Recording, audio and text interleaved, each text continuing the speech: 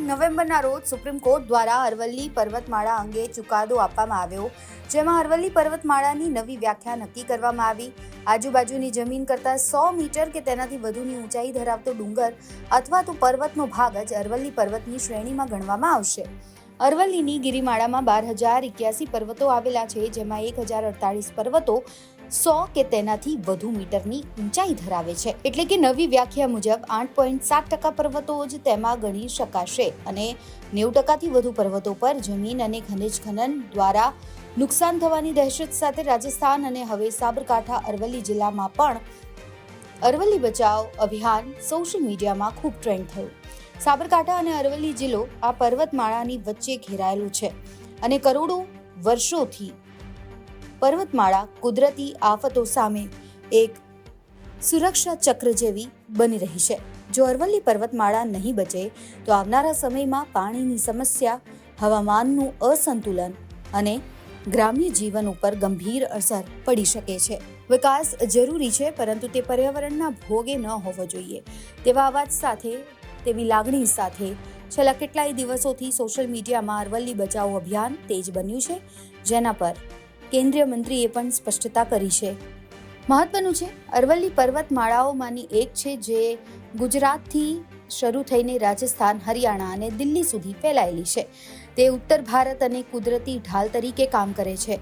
થાર રણની રેતી અને ધૂળના તોફાનોને રોકે છે, ભૂગર્ભ જળને રિચાર્જ કરે છે અને જૈવિકતાને સમર્થન આપે છે.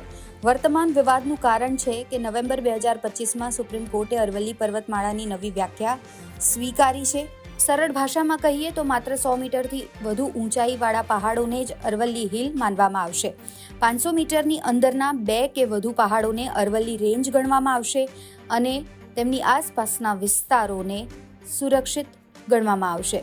આ વ્યાખ્યા પર્યાવરણ મંત્રાલયની કમિટીની ભલામણ પર આધારિત છે, જેનો હેતુ રાજ્યોમાં એક સમાન નિયમો લાવવાનો હતો. આ વિવાદના કારણે પર્યાવરણ પ્રેમીઓમાં ચિંતા છે. અરવલ્લીના મોટાભાગના પહાડો 100 મીટરથી નીચા છે.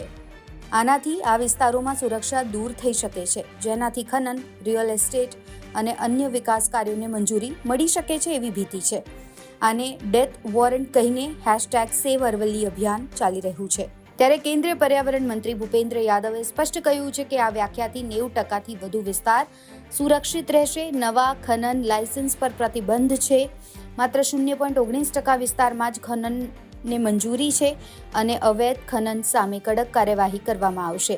ડિસેમ્બર 2025માં રાજસ્થાન, હરિયાણા, ગુજરાત અને દિલ્હીમાં વિરોધ પ્રદર્શનો અનેક થઈ રહ્યા છે. સોશિયલ મીડિયાથી લઈને રસ્તાઓ સુધી લોકો આ વિરોધ પ્રદર્શન કરી રહ્યા છે. આ વિવાદ પર્યાવરણ સંરક્ષણ અને વિકાસ વચ્ચેના સંઘર્ષને દર્શાવે છે. જો અરવલ્લીનું અસ્તિત્વ જોખમમાં મુકાશે તો ઉત્તર ભારતમાં પાણીની અછત, ધૂળના તોફાનો અને પ્રદૂષણ વધી શકે છે. હવે એક નજર અરવલ્લીની પર્વતમાળાના મહત્વ પર. રણને રોકતી કુદરતી દિવાલ. અરવલ્લી ઉત્તર તથા પૂર્વ ભારતને થાર રણના વિસ્તારથી બચાવે છે.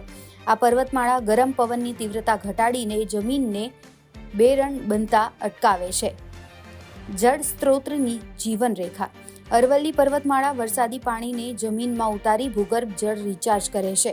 અનેક નદીઓ, તળાવો, બોર તેમજ કુવા અરવલ્લી પર આધારિત છે. અરવલ્લી પર્વતમાળામાં લાખો વૃક્ષો, વનસ્પતિઓ, પક્ષીઓ અને વન્યજીવોનો વસવાટ છે. આ જ તેમનું કુદરતી નિવાસ કહેવામાં આવે છે. અરવલ્લીની પર્વતમાળા તાપમાન નિયંત્રણ રાખે છે, ગરમ પવનોને રોકે છે અને ચોમાસાને સહારો આપે છે. અરવલ્લી પર્વતમાળાના કારણે માટીનું ધોવાણ ઓછું થાય છે, જમીનની ઉર્વરતા જળવાય છે અને ખેતી ઉપર સકારાત્મક અસર પડે છે. અરવલ્લીની પર્વતમાળા પ્રાચીન સંસ્કૃતિઓની સાક્ષી છે. કિલ્લાઓ, મંદિરો, લોકજીવન અને પરંપરાઓ આ પર્વતમાળા સાથે જોડાયેલી છે. વન ઉત્પાદન, પશુપાલન, ઇકો ટુરિઝમ તેમજ સ્થાનિક રોજગાર માટે અરવલ્લીની પર્વતમાળા આધાર સ્તંભ માનવામાં આવે છે. પૂર, ધૂળ, આંધી, હીટવેવ, જમીનનો ક્ષય જેવા જોખમોનું પ્રમાણ ઘટાડવામાં અરવલ્લી પર્વતમાળા મહત્વપૂર્ણ ભૂમિકા ભજવે છે.